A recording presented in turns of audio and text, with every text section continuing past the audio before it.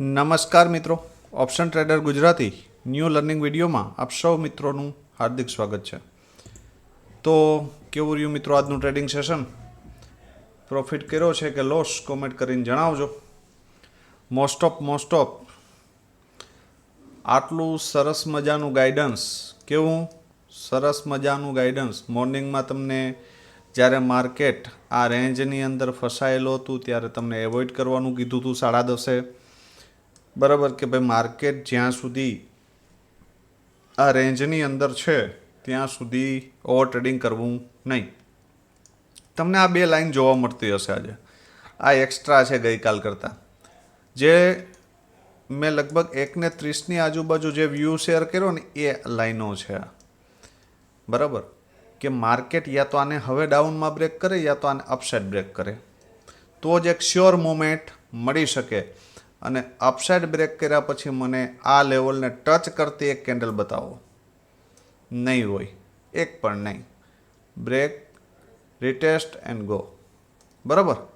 બીજી વસ્તુ, માર્કેટની અંદર ફર્સ્ટ 15 મિનિટની કેન્ડલનું ક્લોઝિંગ ક્યાં હતું? તો કે ક્લોઝિંગની ઉપર. એનું મતલબ એ છે ભાઈ કે માર્કેટની અંદર ડીપમાંથી બાઇંગ આવી શકે. બરાબર.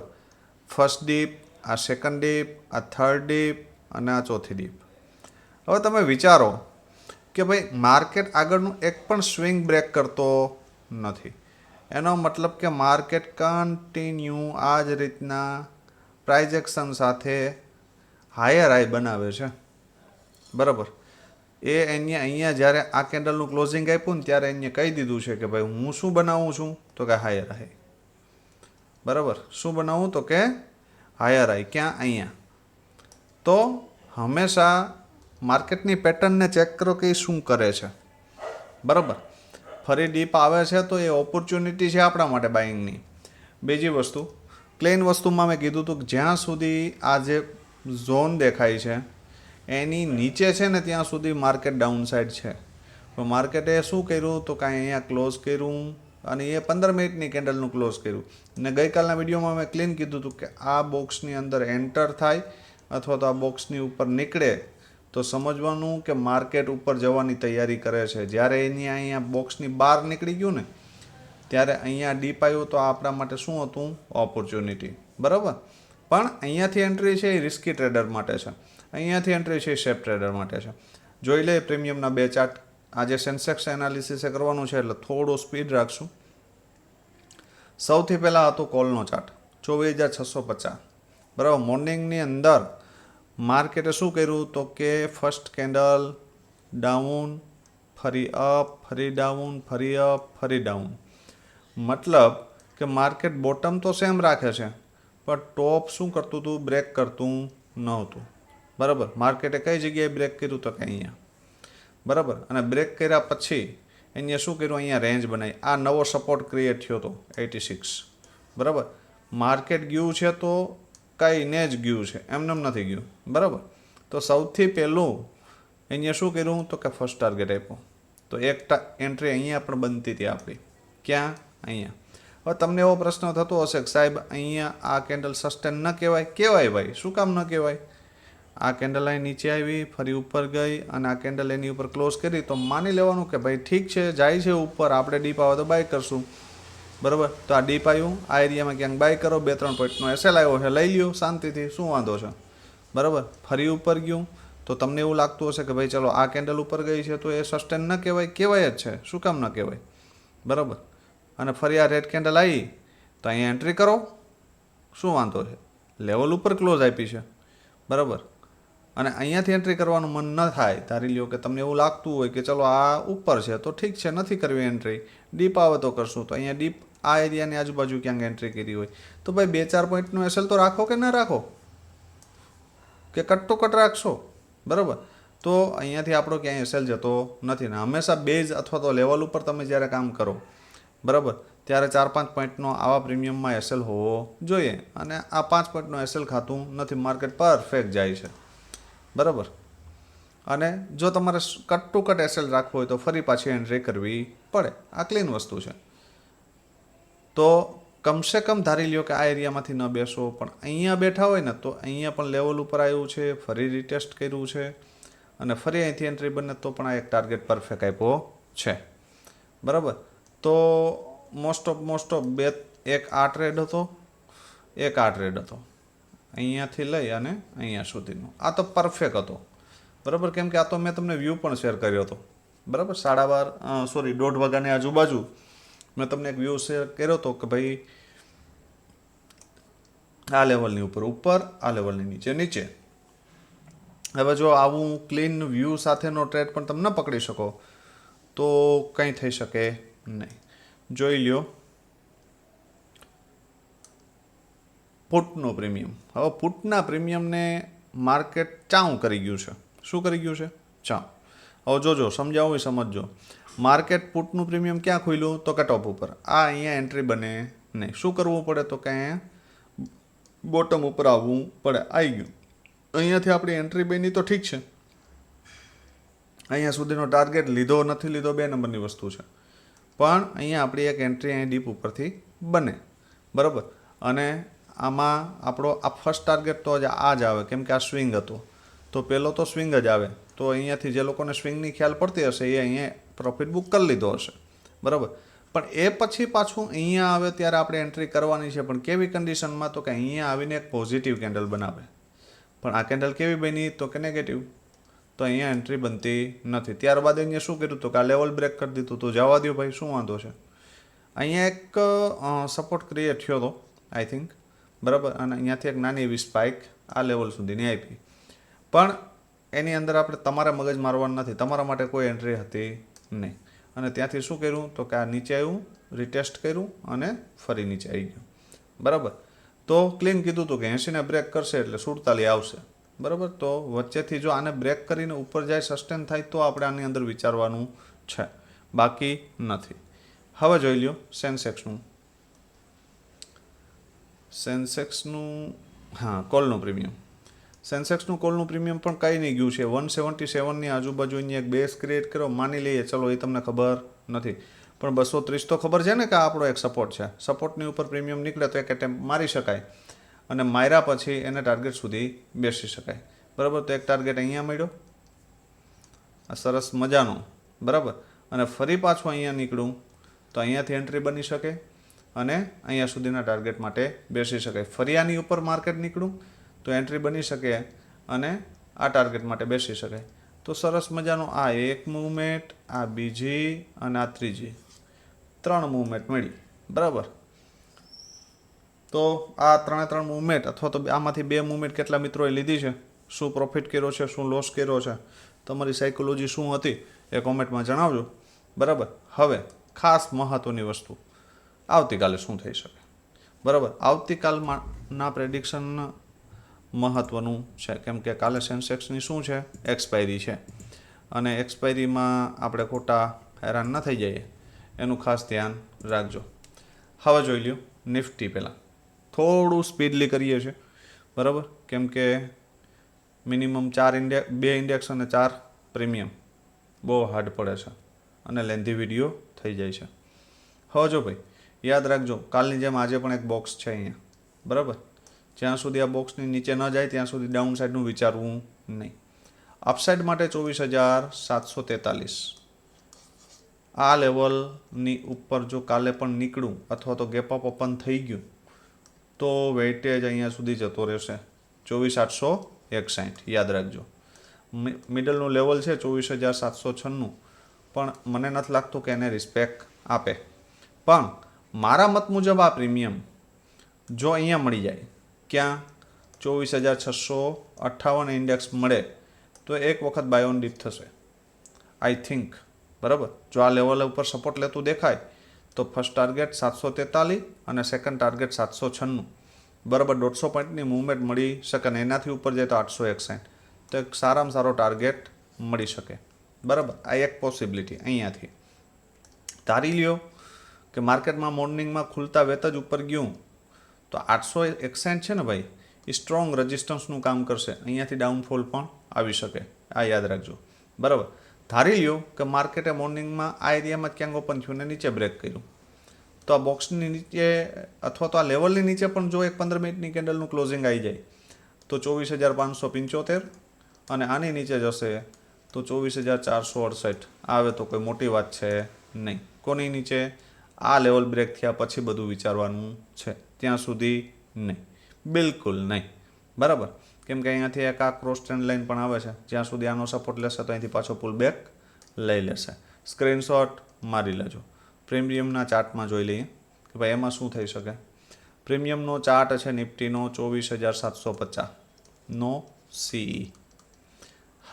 હવે યાદ રાખજો, આ પ્રીમિયમ મોંઘું છે. કેવું છે? મોંઘું. બરાબર. હવે મોંઘા પ્રીમિયમની અંદર ગઈકાલે મેં કીધું તો આજે પણ કહું છું કે માર્કેટનો ટ્રેન્ડ અત્યારે આ રીતે છે. તો જો આ પ્રીમિયમ થોડું ગેપ અપ ઓપન થઈ જાય અથવા તો આ એરિયામાં ક્યાંક ઓપન થઈ જશે તો થોડો પુલ બેક મારીને પાછું શું કરશે? બાઉન્સ બેક કરવાનો પ્રયત્ન કરશે. એક આ ટાર્ગેટ અધૂરો છે. બરાબર. તો મારા મત મુજબ આ પ્રીમિયમ જો 82ની આજુબાજુ મળી જાય અહીંયા અને અહીંયા સપોર્ટ લેતું દેખાય તો એક એન્ટ્રી અહીંથી બની શકે અને 118ને બ્રેક કરી દે તો 153 સુધી બલિદાન. બરાબર, આટલું ક્લિયર. આ એક લોજિક. બરાબર, કે અહીંયાથી એન્ટ્રી બને, આ બ્રેક કરે તો અહીંયા સુધી બેસી શકાય. ધારી લ્યો કે આ બીજું લોજિક કે આ એરિયામાં જ ક્યાંક ઓપન થયું. બરાબર, અને ડીપ આવ્યું યા તો અહીંયા યા તો અહીંયા, તો ફરી અહીંથી પણ અહીંયા આ હાઈ સુધીની એન્ટ્રી બની શકે. બરાબર, ધારી લ્યો કે આ પ્રીમિયમ આ લેવલને બ્રેક કર્યું 82ને, તો એના માટે એક સપોર્ટ છે 51 આ. બરાબર, તો અહીંયા સપોર્ટ લેતું દેખાય તો ફર્સ્ટ ટાર્ગેટ 82 અને બીજો ટાર્ગેટ 104 અને પછી 118. આ 3 ટાર્ગેટ માટે બેસી શકાય. ટાર્ગેટ આપણે નાના લેવાના છે નહીં. 82થી 100 સુધી મળી જાય ને તો પણ મારા મત મુજબ 80% ક્વોન્ટિટી શું કરી નાખાય? બુક કરી લેવાય. હું તો એમ કહું 82 જ કરી લેવાય 80%, પણ થોડું રિસ્ક લેવું હોય તો 104 સુધી બેસી શકાય. કેમ કે અહીંયા 2x પણ થઈ જાય અહીંયા. બરાબર, તો આ વસ્તુ ખાસ યાદ રાખજો. આ પ્રીમિયમની અંદર બ્લાસ્ટ મૂવમેન્ટ આની ઉપર નીકળ્યા પછી મળી શકે.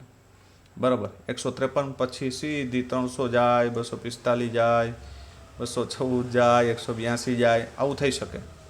પણ આ મૂવમેન્ટ 1.5 વાગ્યા પછી આ લેવલ બ્રેક કરતી હોવી જોઈએ તો મળી શકે, બાકી મળે નહીં.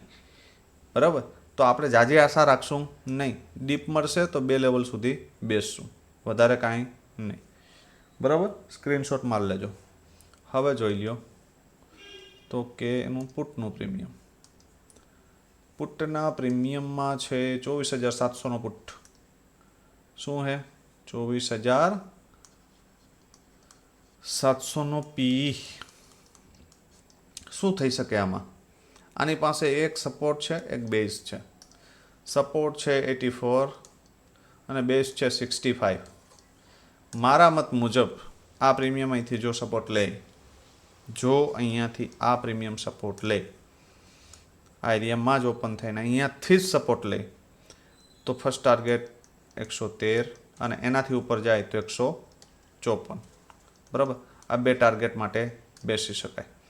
પણ માર્કેટ મોર્નિંગમાં આ એરિયામાં આવે 65ની આજુબાજુ. ક્યાં? અહીંયા બેઝ ઉપર, અને અહીંયા સપોર્ટ લેતું દેખાય અને જો 84ને બ્રેક કરી દે ને તો 113 અને 154, તો આપણે ટાર્ગેટ મોટો મળી શકે. બરાબર, સેફ ટ્રેડર 113 2x પણ થઈ જાય, અહીંયા એક્ઝિટ કરી દેવાય.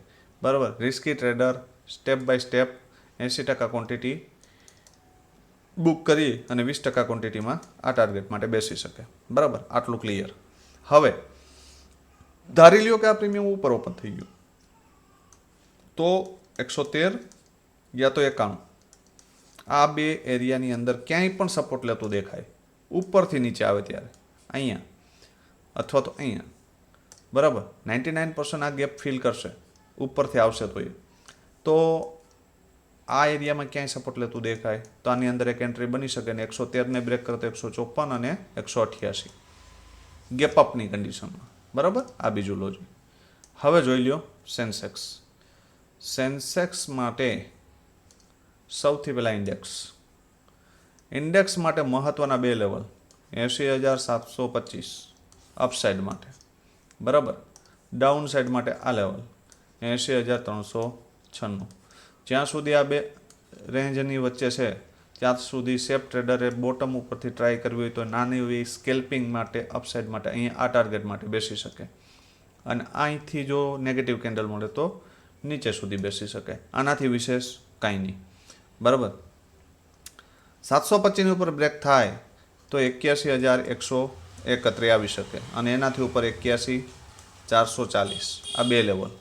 ડાઉન સાઇડ માટે 80,396 ને બ્રેક કરે, 80,396 નીચે જાય તો 80,022 અને 79,461 આ લેવલ જોવા મળે. આ બે તો કોઈ નવાઈ નથી. ડાઉન માટે બરાબર. કોની નીચે? 80,396 નીચે 80,000. પણ જો 80,000 તૂટ્યું તો 461 આવી શકે. It's possible. બરાબર. આટલું ક્લિયર. હવે જોઈ લ્યો એક કોલનું પ્રીમિયમ અને એક પુટનું પ્રીમિયમ. કોલના પ્રીમિયમ પાસે જો ભાઈ એક સપોર્ટ છે, એક બેઝ છે. સપોર્ટ છે, બેઝ છે 63 અને સપોર્ટ છે 166. બરાબર. હવે ક્લીન વસ્તુ છે. જો આ પ્રીમિયમ અત્યારે ઉડવાની તૈયારીમાં છે, જો આ પ્રીમિયમ અહીંયા સપોર્ટ લેતું દેખાય, બરાબર, તો 336 સુધી ઉડી શકે. બરાબર. એનાથી ઉપર જાય તો 456. બરાબર. આ ફર્સ્ટ લોજિક. સેકન્ડ લોજિક કે આ પ્રીમિયમ ડીપ મળે ભૂલમાં 63. ક્યાં? 63. અને જો અહીંયા સપોર્ટ લેતું દેખાય અને જો 166 ને બ્રેક કરી દે તો 336 આવી શકે. કેટલા ગણું ફંડ થાય કોમેન્ટમાં જણાવજો. અહીંયાથી ગયા પછી અહીંયા આ લેવલ આવી શકે. It's possible. બરાબર. ડહકે આવે, 250 આવે, પછી 336 આવે, પણ આ લેવલ જોવા મળી શકે. બરાબર. પણ 166 ને બ્રેક કરવું પડે ડીપથી ઉપર આવ્યા પછી. બરાબર. ધારી લ્યો કે આ પ્રીમિયમ ગેપ અપ ઓપન થઈ ગયું અને ડીપ આવ્યું ક્યાં? 166. તો અહીંયાથી એન્ટ્રી બને તો 336 ને 456 અને એનાથી ઉપર 614. આ 3 લેવલ જોવા મળી શકે. બરાબર. એમાં કોઈ નવાઈની વાત છે નહીં. 63ની નીચે એક 5 મિનિટની કેન્ડલનું ક્લોઝિંગ આપણે આ પ્રીમિયમને ભૂલી જશું. બરાબર. જ્યાં સુધી નવો બેઝ ક્રિએટ ન કરે અથવા તો ઉપર ન નીકળે ત્યાં સુધી. ક્લિયર? સ્ક્રીનશોટ મારી લેજો. હવે જોઈ લો લાસ્ટ સેન્સેક્સનું પુટનું પ્રીમિયમ. એમાં શું થઈ શકે? પુટનું પ્રીમિયમ છે ભાઈ 80,600નો પી. કોલે 80,600નો જ છે. બરાબર. કોલનું જે પ્રીમિયમ છે ને એ પણ 80,600નો સી છે. બરાબર. એટલે જે મિત્રોને સાઈડમાં મોસ્ટ ઓફ ક્યુબ પ્રીમિયમ છે ને એ અહીંયા દેખાય જો. બરાબર. એટલે કોઈને ખબર ન પડતી હોય તો અહીંયા જોઈ શકે. બરાબર. હવે જોઈ લો ભાઈ પુટનું પ્રીમિયમ 80,600નો પી. આની અંદર એક જ ખાવા પીવાનો 124નો બેઝ છે.